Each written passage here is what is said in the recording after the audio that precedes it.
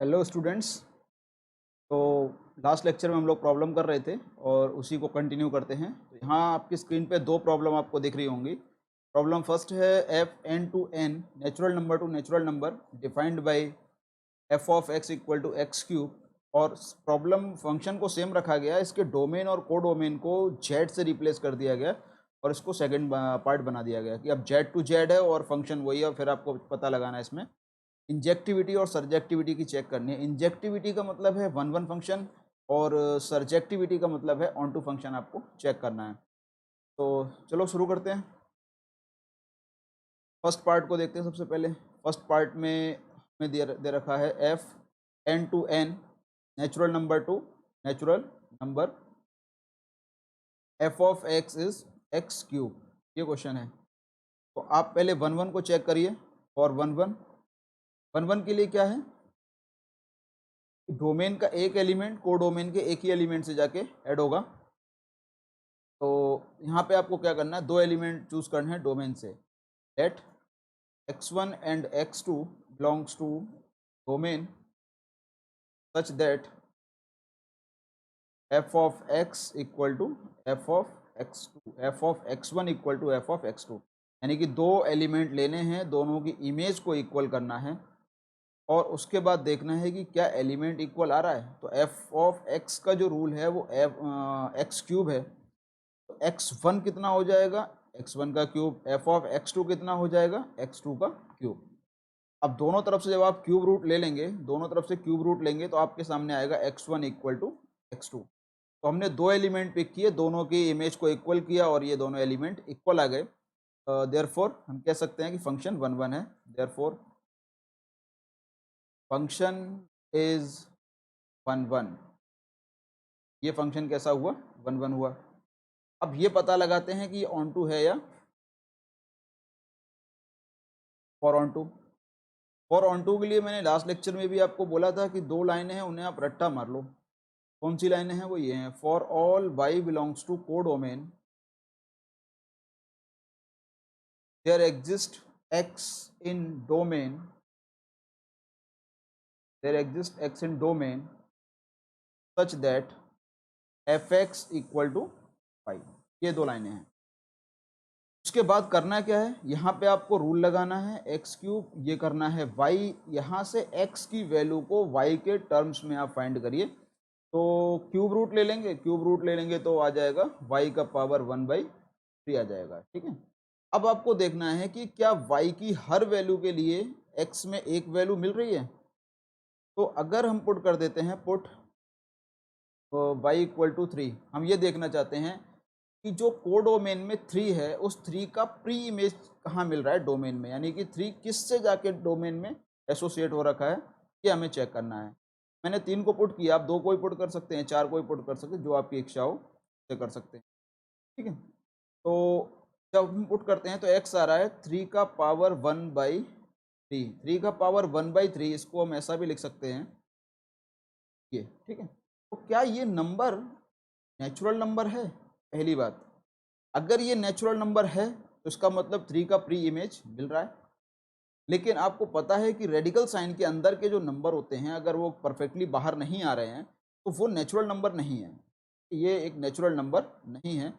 तो जो अपने सामने आ रहा है, यहाँ लिख देता हूँ मैं, this does not belongs to natural number. अब हमें कोडोमेन का एक एलिमेंट मिल रहा है। ठीक है। कोडोमेन का एक एलिमेंट मिला, अभी एटलीस्ट वन तो मिल ही गया, कि जिसका प्री इमेज डोमेन में नहीं है। क्योंकि डोमेन में इसका जो प्री इमेज होना चाहिए था वो ये है 3 का पावर 1/3। लेकिन डोमेन तो नेचुरल नंबर का है तो वहाँ पे इस तरह के नंबर पाए नहीं जाते हैं, तो ये फंक्शन ऑन टू नहीं हुआ है। ठीक है। तो ये फंक्शन ऑन टू नहीं हुआ, क्या लिखना होगा, therefore f x is not to. ये फंक्शन ऑन टू नहीं है। डन। इस तरह से आप चीज़ों को चेक करेंगे कौन सा फंक्शन वन वन है और कौन सा फंक्शन वन वन नहीं है, ऑन टू है और ऑन टू नहीं है। तो जो सेकंड वाला पार्ट है उसका आंसर आप मुझे कमेंट बॉक्स में बताइएगा कि क्या वो वन वन है या नहीं है, ऑन टू है या नहीं। अब नेक्स्ट क्वेश्चन की तरफ मूव करते हैं। अगला अपना क्वेश्चन लेते हैं। F x f such that R2R defined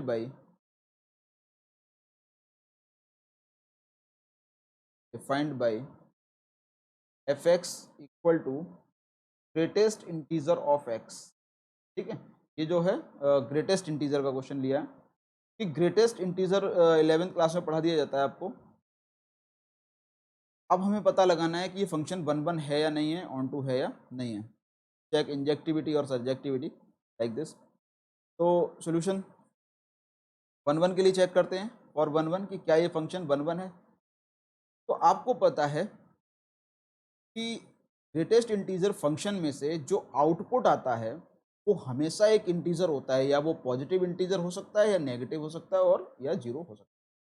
तो हमेशा इसमें से जो आउटपुट आता है वो एक इंटीजर होता है, और यहाँ पर जो दे रखा है रियल टू रियल दे रखा है। ठीक है, अब देखना यह है कि ये फंक्शन 1 1 है या नहीं है। अगर मैं आपसे पूछता हूँ कि f ऑफ 1.5 की वैल्यू क्या होगी, 1.5, तो आप क्या करेंगे, ग्रेटेस्ट इंटीजर 1.5 लगाएंगे। तो ग्रेटेस्ट इंटीजर में अगर 1.5 है तो इसकी जो वैल्यू आती है वो कितनी आएगी, 1, यानी कि 1.5 से छोटा इंटीजर, पहला छोटा इंटीजर। तो 1.5 से आप लेफ्ट में चलेंगे। इसमें निकालने का प्रोसेस क्या है कि यहाँ 0 किया मैंने, यहाँ 1 किया और यहाँ 2 किया, और 1.5 इसके बीच में कहीं आएगा। आपको क्या करना है, जब भी ग्रेटेस्ट इंटीजर क्वेश्चन आएगा आपको उस नंबर के लेफ्ट में चलना है, और पहला इंटीजर जो मिल जाए वही आंसर है। पहला इंटीजर कौन मिला, 1। पहला इंटीजर 1 मिला, इसका आंसर 1 हो गया। और अगर अंदर खुद ही इंटीजर है तो जैसा है वैसे ही बाहर आ जाएगा। अगर 2 है तो 2 बाहर आ जाएगा, 3 है तो 3, -3 है तो माइनस। और अगर इंटीजर नहीं है, कोई रैशनल नंबर है, इरेशनल नंबर है, तो आप उसको रियल नंबर लाइन पे पुट करिए और उसके लेफ्ट में चलिए। लेफ्ट में चलते जो पहला मिल जाए बस वही आंसर है इसका। ठीक है, तो इसमें हमने देखा कि 1.5 का जो इमेज आ रहा है वो 1 आ रहा है। और अब मैं देखता हूँ कि 1.7 का क्या आ रहा है, 1.7 या 1.9, 1.8, जो भी आपके मन करे वो कर। तो यहाँ पे आ गया 1.8, और 1.8 का भी कितना आएगा, 1। सेम रीज़न है, आप इस तरह करिए कि 0 1 2, और जो 1.8 है वो यहाँ पे आएगा। ठीक है, 1.8 के आप लेफ्ट में चलेंगे तो पहला इंटीजर कौन, 1, तो आंसर कितना आया, 1। तो कुल मिला के हम क्या देख रहे हैं कि यहाँ पे हमें डोमेन में 2 एलिमेंट मिल रहे हैं। कौन कौन है, 1.5 और 1.8।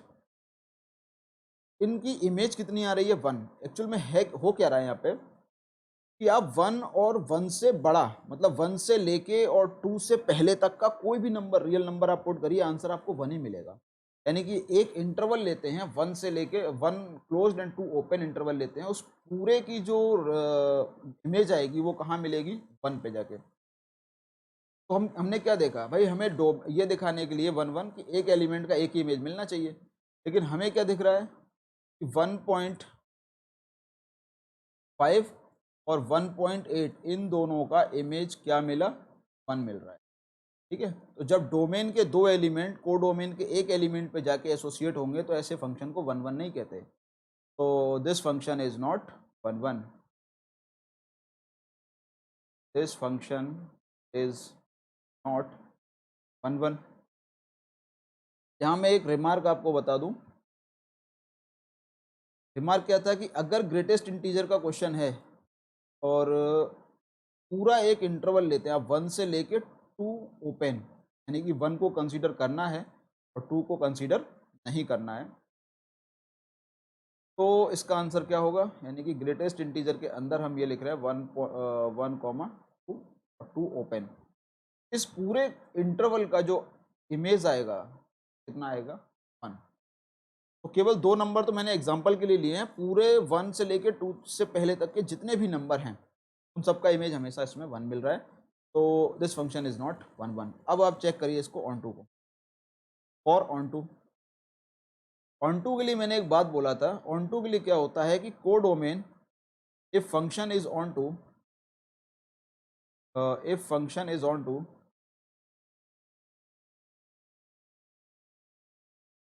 में क्या होता है कि कोडोमेन इक्वल टू रेंज होता है। अगर कोडोमेन और रेंज इक्वल आ जाए तो फंक्शन को क्या बोलते हैं, ऑन टू बोलते हैं। But in case of greatest integer function, greatest integer के केस में जो रेंज है वो इंटीजर है, but we know that we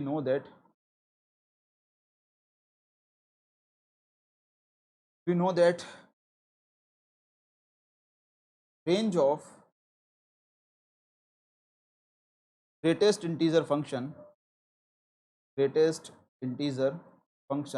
equal to a set of integer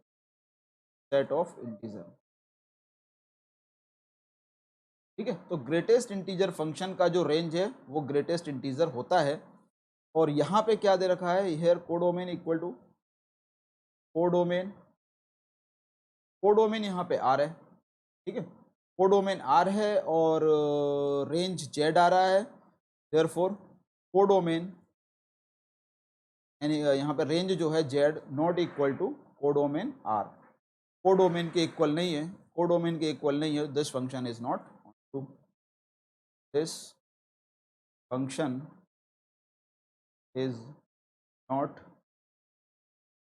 ये फंक्शन ऑन टू नहीं है। यानी कि कुल मिला के हमें ये दिख रहा है कि अगर फंक्शन आर से आर में है तो ग्रेटेस्ट इंटीजर फंक्शन में क्या है, ना वो 1 1 है ना वो। अब आप इसको थोड़ा सा मैं और इसको क्लैरिफिकेशन दूँ आपको, ऐसा समझिए, ग्रेटेस्ट इंटीजर का जो कर्व होता है इस तरह का होता है, जो आप ग्राफ आपने देखा होगा कि 0 और 1 से बीच में यहाँ पे आता है, 1 को इस तरह से कर, अगर ले लें यहाँ कर दें और इन चीज़ों तरह से करते हैं, कुछ इस तरह से आता है इसका, ठीक है। तो आप देख रहे हैं कि ये फंक्शन 1 1 तो है नहीं, ठीक है, और ये फंक्शन, ये 11th क्लास की चीज़ें हैं तो आपको आनी चाहिए। कुछ जो 5-6 टाइप के जो क्वेश्चन फंक्शन वहाँ पे दे रखे हैं उनको तो आप लर्न कर लीजिए। तो आप देख रहे हैं यहाँ पे ये 1 1 फंक्शन नहीं है और ऑन टू फंक्शन भी नहीं है, दोनों की चीज़ों को, क्योंकि पूरे वाई एक्सिस को कवर नहीं कर रहा है, इसमें चीज़ें छूट जा रही हैं। आप देखिए यहाँ से यहाँ तक की चीज़ें छूट रही हैं, तो ये वाई एक्स तो ऑन टू नहीं है। और 1 1 इसलिए नहीं है क्योंकि मैंने बोला था कि अगर आप एक एक्स एक्सिस की पैरेलल लाइन खींचे तो कर्व को एक ही बार काटनी चाहिए। जैसे अगर मैं एक यहाँ पे पैरेलल लाइन खींचता हूँ, उसने इसको कई जगह यहाँ पे काट दिया, मैं रेड पेन से कई जगह उसने यहाँ पे इसको कट कर दिया और इस वजह से ये 1 1 भी नहीं। ओके, आई थिंक क्लियर हुआ होगा। तो ये फंक्शन 1 1 नहीं है। और इसी तरह से अब नेक्स्ट एक और एग्जांपल लेते हैं। अगला क्वेश्चन है अपना F R to R defined by F of x equal to mod, ठीक है, मॉड एक्स ले लिया मैंने। मॉड एक्स को 11th क्लास में बताया जाता है कि मॉड एक्स को रीडिफाइन करते हैं अगर, तो मॉड एक्स क्या बोला जाता है कि एक्स आएगा कब, जब अंदर जो नंबर है वो नॉन नेगेटिव है, यानी कि मॉड के अंदर अगर नंबर पॉजिटिव है या 0 है तो जैसा है वैसे ही वो बाहर आ जाएगा। लेकिन अगर मॉड के अंदर नेगेटिव नंबर है तो आपको एक माइनस एक्स्ट्रा देना पड़ेगा, ठीक है। तो ये होता है मॉड को रीडिफाइन करना, मॉड को मतलब खोल के लिख देना, ये मॉड को खोल के लिखने का तरीका है। अब आपको पता लगाना है कि ये इंजेक्टिव है या सरजेक्टिव है या क्या है और क्या नहीं। तो चेक करते हैं 1 1 से। और 1 1 की क्या पहचान होती है कि एक एलिमेंट एक से ही जाके जुड़ेगा। तो मैं लेता हूँ -1 की इमेज को देखना चाहता हूँ, -1 की इमेज मॉड -1 की वैल्यू कितनी आएगी, +1 आएगी। और मैंने लिया जब 1 तो 1 की इमेज भी कितनी आ रही है, मॉड 1 का वैल्यू 1। तो आपने देखा कि डोमेन में 2 एलिमेंट मिल रहे हैं, एक +1 और एक -1, एटलीस्ट 2 तो मिल ही रहे हैं जिनकी इमेज कहाँ पे आ रही है, +1 पे। तो ये फंक्शन 1 1 तो नहीं है। ओके, अब ऑन टू देखते हैं क्या लिखा है यहाँ पे, this function is not this function is not 1 1। Onto के लिए देखते हैं। अब आपको पता होगा कि जो मॉड फंक्शन होता है, अब देख रहे हैं क्या यहाँ पे कि मॉड से हमेशा चीज़ें कैसी आएंगी, पॉजिटिव ही आएंगी। तो आउटपुट जो आएगा वो पॉजिटिव रियल नंबर आ रहा है क्योंकि आर से आर में है फंक्शन अगर, तो आउटपुट जो आएगा वो पॉजिटिव रियल नंबर आ रहा है, यानी कि रेंज हमेशा पॉजिटिव रियल नंबर आएगा इंक्लूडिंग जीरो, यानी कि नॉन नेगेटिव रियल नंबर बोल सकते हैं ऑन टू। तो मैं यहाँ लिख दे रहा हूँ, we know that range of onto function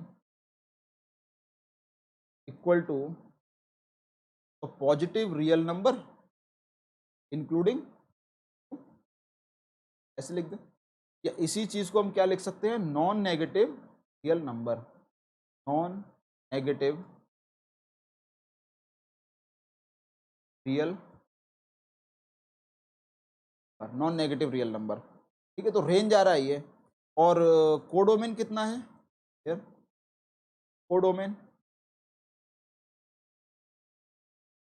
codomain हमें क्वेश्चन में दे रखा है कि ये आर है कंप्लीट। तो आपको पता है देयरफॉर जो आर है वो आर प्लस इंक्लूडिंग जीरो के इक्वल नहीं होता है, क्योंकि आर में तो नेगेटिव रियल नंबर भी शामिल है और लेफ्ट में जो है वो पॉजिटिव रियल नंबर और जीरो ही है केवल। तो दोनों तरफ की जो चीज़ें हैं वो इक्वल नहीं है, और इक्वल नहीं है तो फंक्शन ऑन टू नहीं हो सकता। देयरफॉर फंक्शन इज नॉट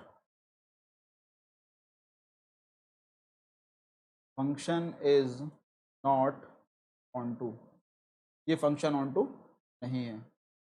अब क्या प्रॉब्लम है, इसको थोड़ा सा अगर फिगर वाइज समझना चाहें, ये फिगर में कैसा लगेगा, कितनी सी, देखिए एक्सेस ले लिया मैंने। और मॉड फंक्शन आप लोग जानते हैं 11th क्लास से ही कि मॉड को इस तरह से किया जाता है। ओरिजिन है ये अपने एक्स। अब देखिए ऑन टू के लिए क्या बताया गया है, ऑन टू के लिए ये है कि वो जो गिवन कर्व है वो पूरे वाई एक्सिस को कवर करना चाहिए। तो यहाँ पे आप देख रहे हैं कि जो ओरिजिन से नीचे का वाई एक्सिस है, जिसे हम वाई डैश बोलते हैं, नेगेटिव वाई एक्सिस बोलते हैं, वो पूरा खाली पड़ा हुआ, क्योंकि फंक्शन तो केवल ऊपर ही ऊपर जा रहा है, पहली बात। दूसरा, इसका मतलब क्या हुआ कि ये फंक्शन ऑन टू नहीं है। क्यों? क्योंकि ये वाई एक्सिस को कवर नहीं कर रहा है, क्योंकि फंक्शन आर से आर में है, और अगर आर से आर में है तो पूरे वाई एक्सिस को इसे कवर करना चाहिए था, जो कि इसने नहीं किया।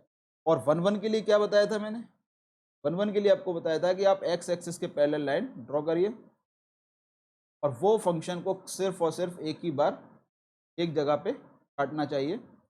तो मैं एक्स एक्सिस के पैरेलल लाइन ड्रॉ करता हूँ, तो आपने देखा कि ये फंक्शन को दो जगह काट गया, एटलीस्ट दो जगह यहाँ पे काट रहा है। इसने भी क्या किया, दो बार काट दिया।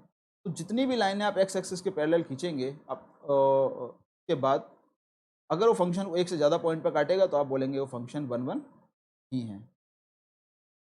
तो ये फंक्शन वन वन नहीं है। तो मॉडुलस फंक्शन कैसा निकल के आ रहा है, मॉडुलस फंक्शन आर से आर में ना वन वन होता है ना, तो ये बाइजेक्टिव भी नहीं हुआ, वन वन और ऑन टू नहीं है तो फिर बाई।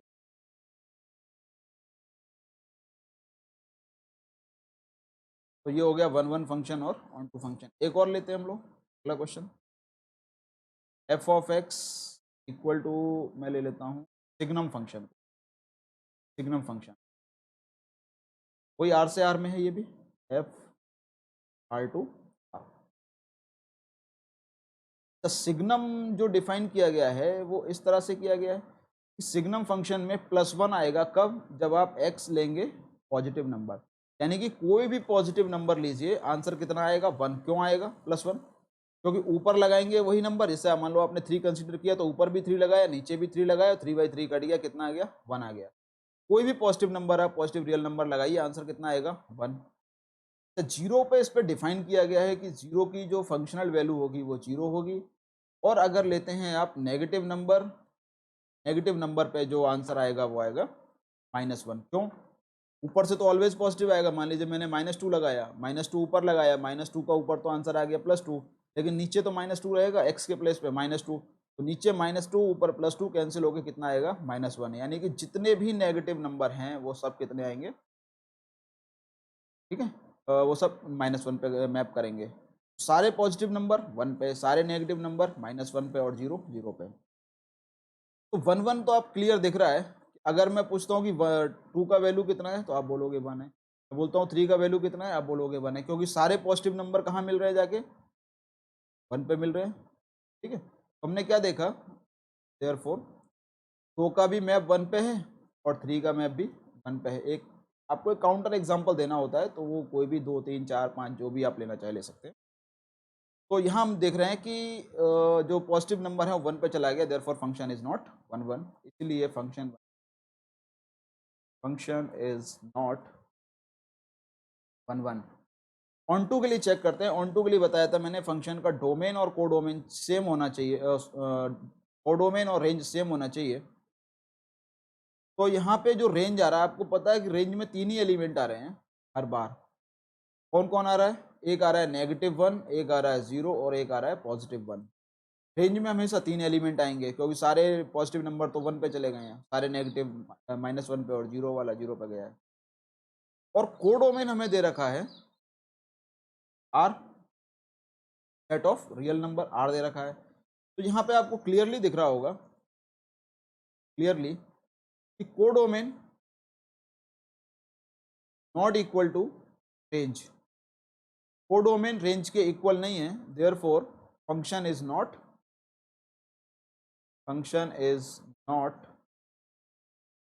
ओके। तो ये फंक्शन ऑन टू नहीं है। तो हमने मॉड फंक्शन को देखा, ग्रेटेस्ट इंटीजर को फंक्शन को देखा, और को देखा, सिग्नम फंक्शन को देखा। तो इस तरह चीज़ों को आप चेक करेंगे कौन सा फंक्शन 1 1 है या कौन सा फंक्शन 1 1 नहीं है। ओके, तो आज इसमें इतना ही रखते हैं, फिर मिलेंगे अगले वीडियो में। Thanks for watching.